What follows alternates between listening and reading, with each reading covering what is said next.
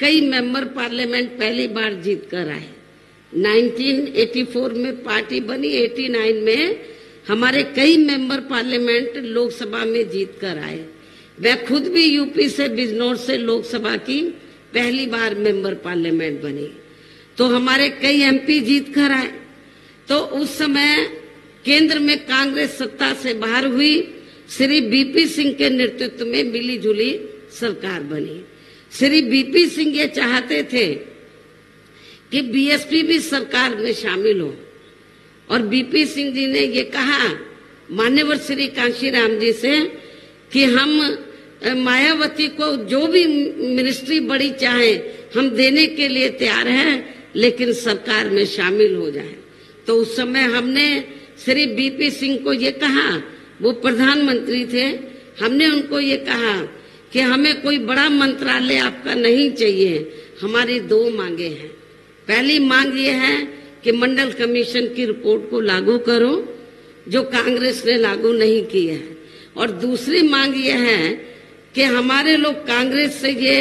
लंबे अरसे से मांग करते रहे कि जिन्होंने भारतीय संविधान बनाया तो बाबा साहब को भारत रत्न की उपाधि से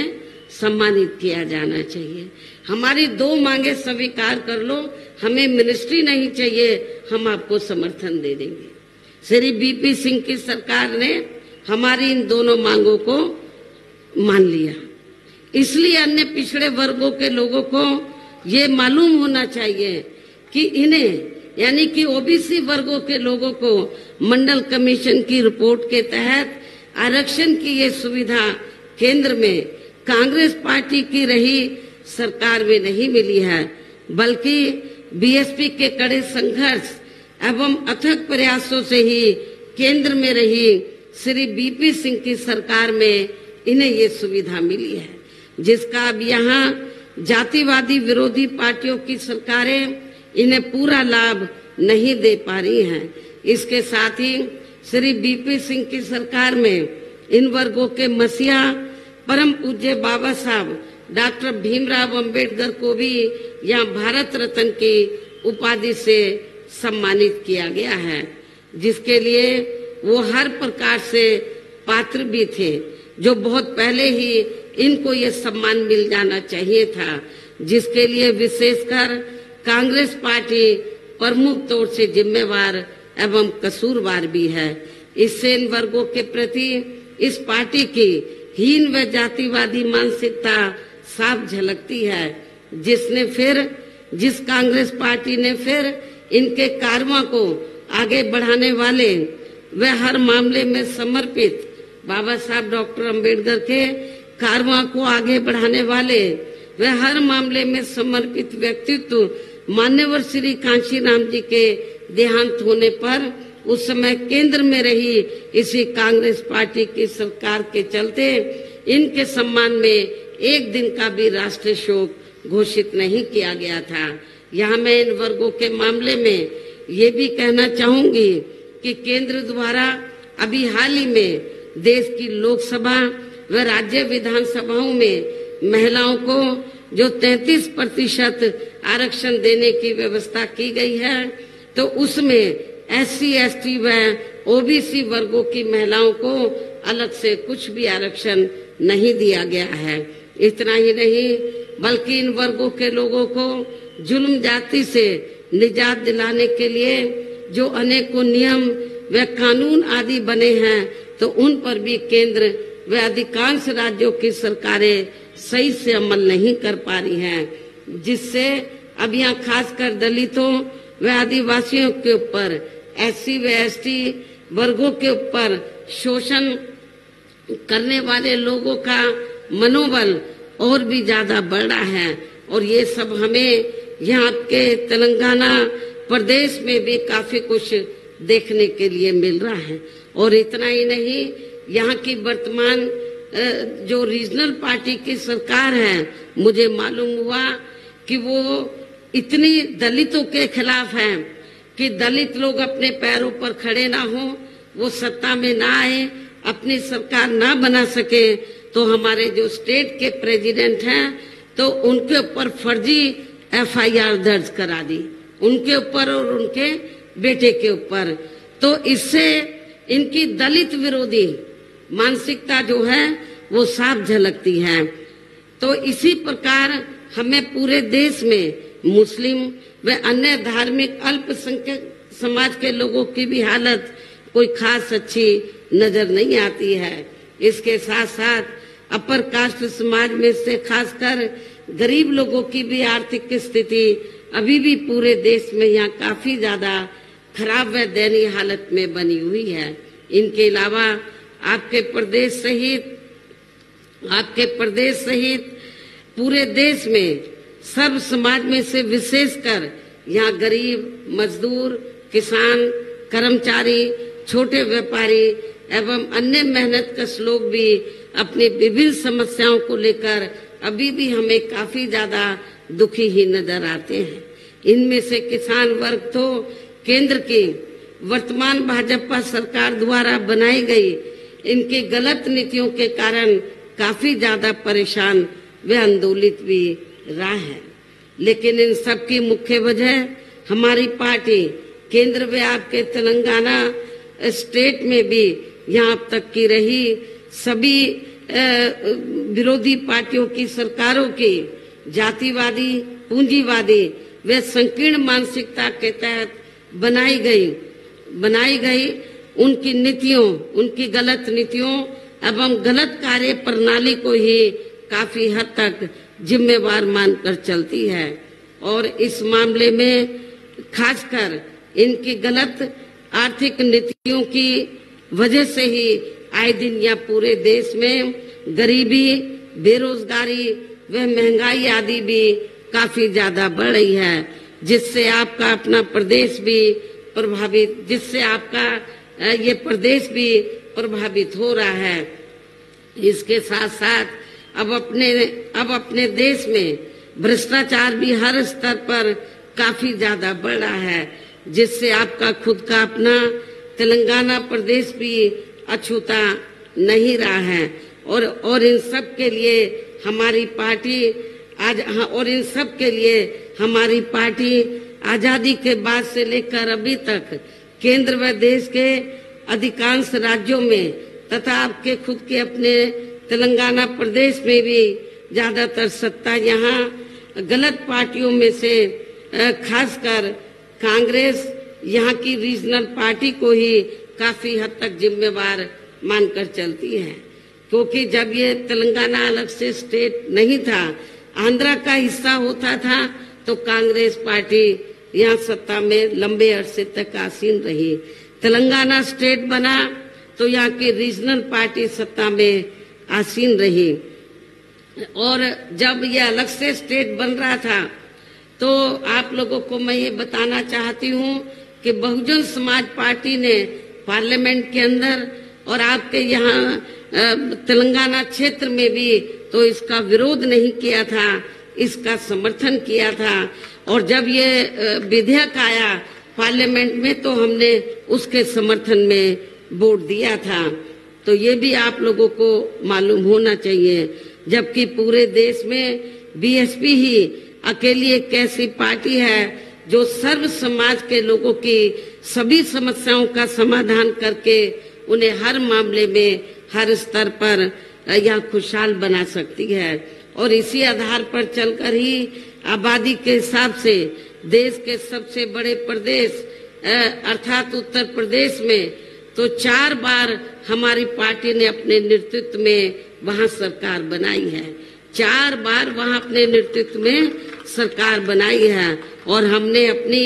सभी चारों रही सरकारों में अपनी पार्टी की विचारधारा एवं सिद्धांतों के तहत चलकर वैसे तो वहाँ सर्व समाज के हितों का पूरा ध्यान रखा है, लेकिन सभी मामलों में प्राथमिकता पहले हमने वहाँ सर्व समाज में से विशेषकर उन वीकर सेक्शन के लोगों को तथा गरीब एवं असहाय लोगों को ही दी है, जिनके वहाँ हर मामले में व हर स्तर पर सभी विरोधी पार्टियों की रही सरकारों में उनकी हीन, जातिवादी, संकीर्ण व पूंजीवादी सोच होने के कारण काफी ज्यादा उपेक्षा की गई है। इसके साथ साथ हमने उत्तर प्रदेश में गरीब एवं बेरोजगार लोगों को दूसरी पार्टियों की रही सरकारों की तरह मामूली सा बेरोजगारी भत्ता न देकर उन्हें बड़ी तादाद में सरकारी एवं गैर सरकारी क्षेत्रों में स्थायी रोजगार भी उपलब्ध कराए हैं। इसके साथ ही गरीब भूमिहीन लोगों को खेती करने के लिए हमने वहां उन्हें फ्री सरकारी जमीन भी दी है, जिससे वहां लाखों गरीब लोगों को फायदा पहुंचा है। इसके अलावा हमारी पार्टी की रही सरकार ने वहां विभिन्न क्षेत्रों में लगे लोगों के हितों में भी अनेकों महत्वपूर्ण एवं ऐतिहासिक कार्य किए हैं। वहां हमने छात्रों, युवाओं, महिलाओं और बुजुर्गों आदि के हितों में अनेकों महत्वपूर्ण ऐतिहासिक फैसले लिए हैं, कार्य किए हैं, जिससे उन्हें काफी ज्यादा लाभ पहुंचा है, जिसकी नकल अब देश के बाकी राज्यों की सरकारें कर रही हैं, लेकिन उनकी नीयत साफ नहीं है, इसलिए उसका फायदा इन लोगों को पूरा नहीं मिल पा रहा है। साथ ही हमने उत्तर प्रदेश में सर्व समाज के लोगों के ऊपर किसी भी प्रकार की कोई जुल्म जाति आदि भी नहीं होने दी है। इतना ही नहीं, बल्कि हमारी पार्टी की रही सरकार ने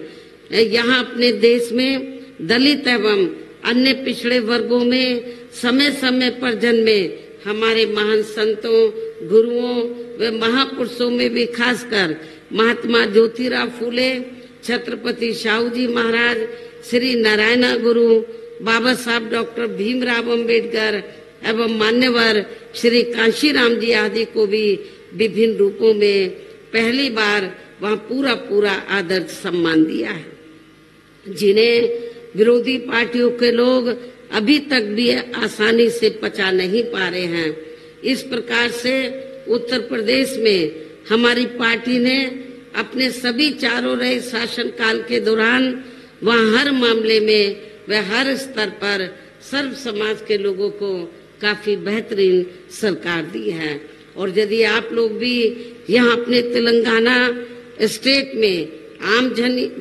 जनहित के व खासकर कमजोर एवं उपेक्षित वर्गों के हितों में ऐसे ही कार्य करना चाहते हैं, तो फिर आप लोगों को भी उत्तर प्रदेश की तरह यहाँ अपने तेलंगाना स्टेट में भी अपनी पार्टी को हर मामले में मजबूत बना के यहाँ अपनी खुद की सर्वजन हिताय व सर्वजन सुखाय की नीतियों पर आधारित सरकार बनानी होगी, जिसके लिए अब आप लोगों को यहाँ अपने तेलंगाना स्टेट में विधानसभा के लिए हो रहे आम चुनाव में अपनी पार्टी का बेहतर रिजल्ट लाना होगा। और इसके लिए आप लोगों को वोट पड़ने तक यहाँ की रीजनल पार्टी जो सत्ता में है, यहाँ की सत्ताधारी पार्टी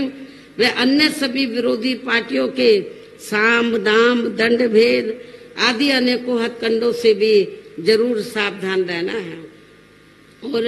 इस मामले में खासकर आप लोगों को विरोधी पार्टियों के जारी किए गए उनके हवाई व प्रलोभन भरे चुनावी घोषणा पत्रों आदि के बहकावे में तो कतई भी नहीं आना है, जिन्हें ये पार्टियां सत्ता में आने के बाद अधिकांश अमल में नहीं लाती है, जिस पर से अब जनता का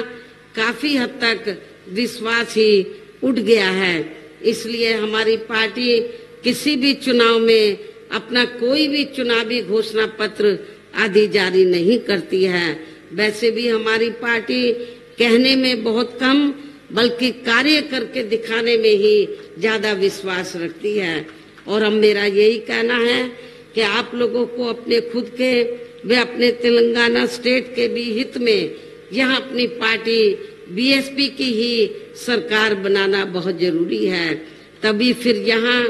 आपके प्रदेश में परम पूज्य बाबा साहब डॉक्टर भीमराव अंबेडकर एवं मान्यवर श्री कांशीराम जी आदि का भी अधूरा सपना जरूर साकार हो सकता है। इसके साथ ही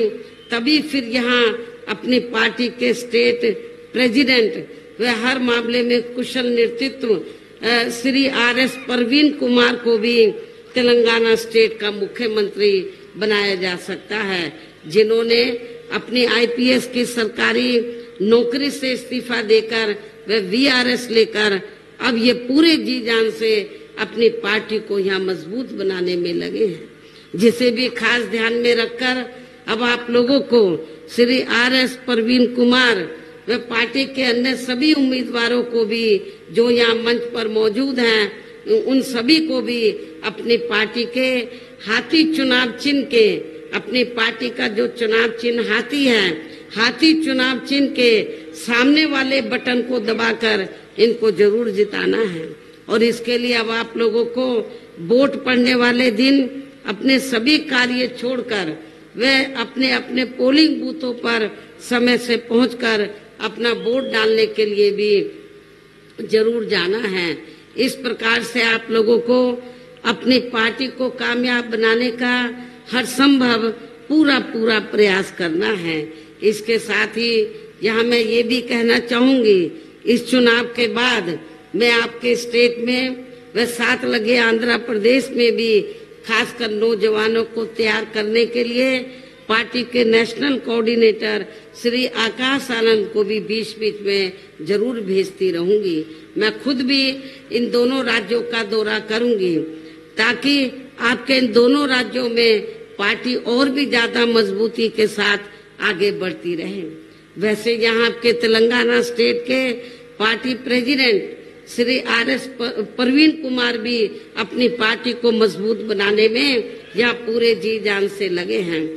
जिससे अब यहाँ हो रहे विधानसभा आम चुनाव में पहले से बेहतर रिजल्ट आने की भी पूरी संभावना है। तो इन्हीं जरूरी बातों के साथ ही अब मैं पुनः अपनी पार्टी के सभी उम्मीदवारों को जो आपके सामने यहाँ खड़े हैं, अपने पार्टी के सभी उम्मीदवारों को बीएसपी का जो चुनाव चिन्ह हाथी है, हाथी चुनाव चिन्ह के सामने वाले बटन को दबाकर इनको भारी वोटों के अंतर से जिताने की पुरजोर अपील करते हुए अब मैं अपनी बात यही समाप्त करती हूँ। जय भीम, जय भारत।